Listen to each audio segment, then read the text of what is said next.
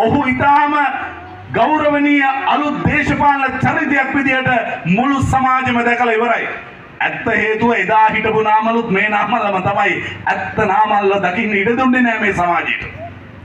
ඇත්ත නාමල් දිහා බලපු අපේ ඇස් ඉස්සරහා වෙනත් තිරපඩයක් දාලා නාමල්ව වෙනස් විදිහකට මේ සමාජයට පෙන්නුවේ. ඒ වෙනුවෙන් තමයි අර ලැම්බෝගිනි කතා ගොඩ නැගුවේ. මහනුවර රේස් බෙදපු පුරු ප්‍රබන්ධ නිර්මාණය කළේ. නාමල්ගේ මල්ලි ආණ්ඩුවේ ඩොලර් මිලියන 380ක් වියදම් කළා හොයාගන්න බැරි රොකට් එකක් යවුවා කියලා බොරු කතා ගොඩ නැගුවේ. ඒ වෙනුවෙන් බල්ලගේ කරේ පවුන් 90ක චේන් එකක් තියනවා වගේ මහ පොළව හුලන්නේ නැති බොරු කතන්දර මේ ව්‍යාජ දේශපාලන ආඛ්‍යානය නිර්මාණය කළේ සැබෑ නාමල් රාජපක්ෂ සමාජයට පේන්න තියෙන ඉඩ අවස්ථාව ආවරණය කිරීම වෙනුවෙන්.